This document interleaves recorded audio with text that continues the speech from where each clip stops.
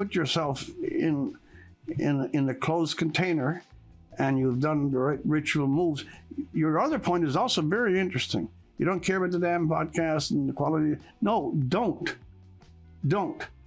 These are not only, these are secondary, they're collateral, they're adventitious. But if you want to have a chat, make the chat the thing. And even there, you don't make it too deliberate. You sit, you speak, and back and forth. I don't know, by the way, how I'm doing on this, but that's not the point. Excuse me. The point on this one is very simple.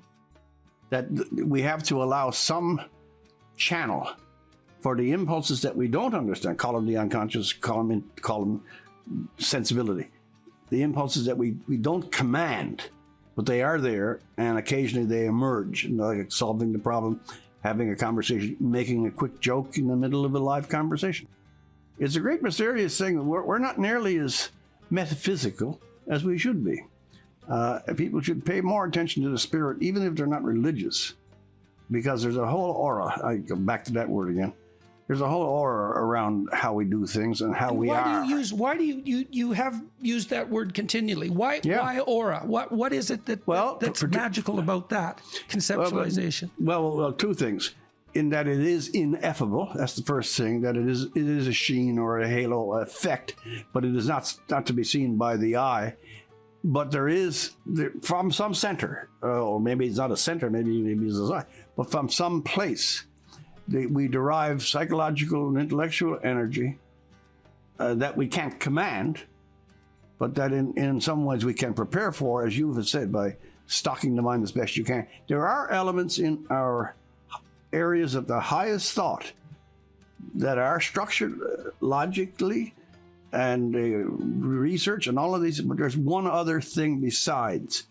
And I call it aura mainly because of its insubstantiality, its invisibility, but also its link to something that's close to magic or close to religion. And you can choose either of those two terms. So the phrase that leapt to mind when you were describing that was the preparation of the temple for receipt of the divine revelation. And well, I spent a lot of time reading Carl Rogers. Carl Rogers, a psychologist, a counselor, clinical psychologist, a humanist, but originally a Christian seminarian, deeply influenced by Protestantism. And he wrote very deeply and practically about listening and talking to clients. And he insisted upon a certain kind of genuineness, that if you were operating properly as the therapist, that there were no persona tricks. You were fully there. Yeah. You were integrated, body and mind integrated. And there's something about that. Things have to line up all the way down to the bottom properly. And the more that happens, the better the quality of the revealed word. It's something like that. And you prepare that in part by exposing yourself to great thoughts, because they also eradicate the dross and the deadwood and the impediments to that movement of thought upward. And so while you're reading all the time and pulling in these great thoughts and the spirit that animates the great thoughts as well, you're also feeding that part of you that responds when you call upon yourself to answer a question. It's why I've stressed in my writings honesty in speech, because you have to rely on this capacity for creative revelation to guide you through the darkest possible times of your life when you have nothing else to guide you. If you've corrupted yourself with deceptive speech and therefore deceptive thought, there won't be anything there that's reliable when you call on it desperately.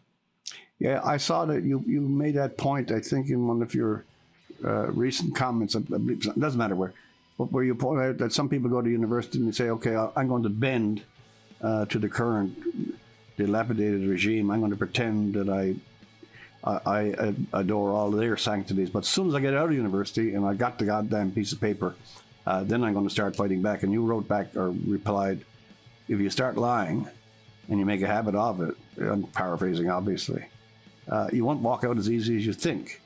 And you either start from that point or you don't. And if you make that your persona, sometimes the persona takes over the person. That Oscar Wilde is familiar with that.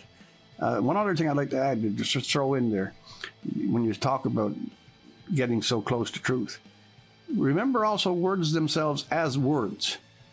If there is a place for enchantment and enthrallment and charm,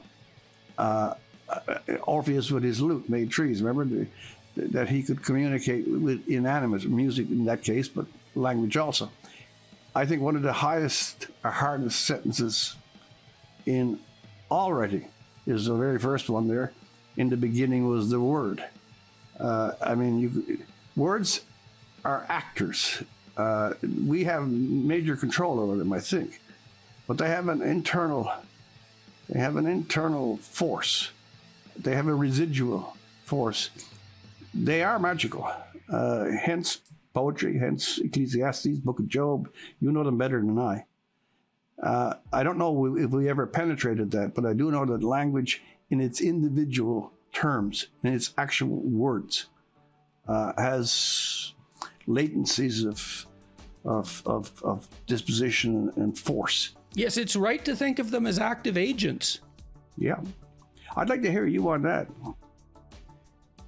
So you watch every word and you watch every phrase and you watch every sentence and you try to get the rhythm right and you try to get the harmony right, and then you attack what you wrote and you see if it can withstand the assault that you can bring to it, and maybe you do that 50 times to see if you can craft something that you cannot improve no matter how hard you try, and that you can't break no matter what you bring to bear upon it. Well, again, as I said, I sometimes a very simple sentence. I mean, how could I explain or explicate would be better that particular sentence? In the beginning was the Word. They're all single syllables, prepositions, a definite article, and in the beginning was the Word. There's always, again, there's always that extra outside contribution that comes from the language itself, and putting.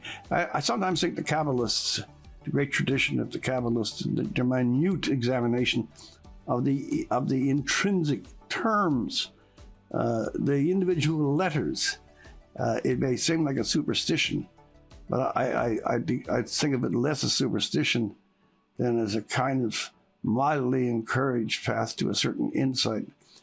There is more things in heaven and earth than are dreamt of in our philosophy. I wish the universities, again, go back to our theme here, it seems to go through, in dealing with literature in particular and history, those kinds of subjects, would pay much more attention to also giving their students the capacity to imitate those writers. Best writer in America, in certain